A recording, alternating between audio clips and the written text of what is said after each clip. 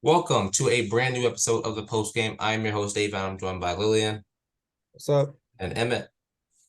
Yo, And today we are continuing our Let's Talk NBA series. Today we're talking about the Chicago Bulls.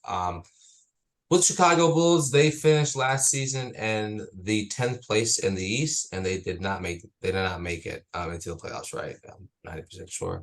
But yes, so what do you guys think they can achieve this season? I mean, I don't think there's a whole lot the Bulls are going to be doing this year. Um, I think they end up in the play-in again. I don't think they make it out. I think we look at 9 or 10 finish again for them. yeah. I say around then, possibly 8, but they really didn't make any notable moves to push them over the hump. Yeah.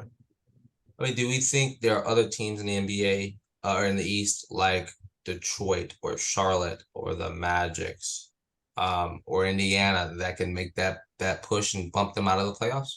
I mean, I'm looking at the two probably biggest possibilities as Indiana and Washington. I think Indiana with Tyrese Halliburton, it's just, and they keep Miles Turner, they still have Buddy Hield. That team is just going to do even better this year. I think Chicago gets worse, though I do think the Magic could do it as well. Just they're such a young team, and over time players develop. They're just naturally going to get better. Yeah. So yeah, I mean, I think there's a possibility for them to even slip out. I mean, like you guys said, like they did not make any moves of interest this offseason. They haven't done anything effective. I mean, Lonzo is still out, and he was what this team was built around. We don't know the logistics of what that looks like for him, or even if he will ever play basketball again. I'm hoping he does, but I mean, you look at this team. You got Zach LaVine, you got Vucevic, you got DeMar DeRozan. They picked up Carter from the Bucks. You got Alex Caruso, Kobe White. I mean, you got a lot of guys who can play basketball. You got a lot of guys who can be good, but other than that, I mean, also got Patrick Williams. But other than that, you have no one you have no depth. They don't have any depth. They don't have anything besides those 7 players I just named. And when it comes to longevity and within the season, you have to have depth. And you have to have a good second unit that comes off the bench because I mean, your players will get tired. They're not going to play 48 minutes a night in the regular season. That just doesn't happen anymore ever. And so, yeah. So when we look at Chicago, who needs to step up the most, Levine or DeMar DeRozan, for them to be for them to really compete this season? I mean, if I had to choose between those two, I'd say it's probably DeRozan. He had a bit of a down year last year. But realistically, I think out of their like big three they have, I think it's honestly Vucevic. Mm. I think Vucevic needs to find a way to stay consistently productive because without a big man, no NBA team, especially in the East, can survive. For sure. Yeah, I think I agree with Lillian. I think of those three, it'd be Vucevic. Um, but I'm sort of looking more towards like guys like Kobe White and Patrick Williams, especially Patrick Williams. Um, I mean, they reached on him at pick 4 back in 2020, and like first season it actually looked like it was starting to pay off, but then he just started falling off, and I don't really know what happened, but he just hasn't been like as productive. He's been hurt, and so now coming in healthy, like I really hope he can get to like that 3-and-D status, two-way player that they would like him to be because their defense is just that's what's killing them. Yeah. I think they need Caruso to step up as well. I know getting Javon Carter from the Bucks, he's defensively can be a big tool defensively. And I think, him and Caruso should be, could be better.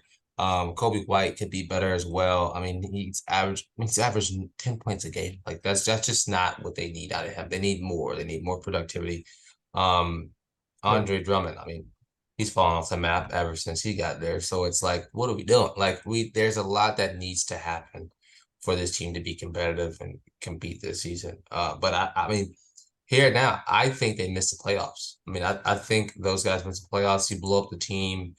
I mean, does Zach LaVine request a trade? DeMar DeRozan's probably towards the later part of his career, realistically. Like he doesn't have 4 or 5 more years left in him. And so I definitely think either this is a season out for them to win and be competitive, or it's pretty close to being done for the Bulls, like personally. So when you look at the Bulls and you look at this team, you look at all the things that we just said, what like is there a player that you think that they can go after that would help this team drastically? I mean, I really don't think there's too much the Bulls can do right now to actually help themselves.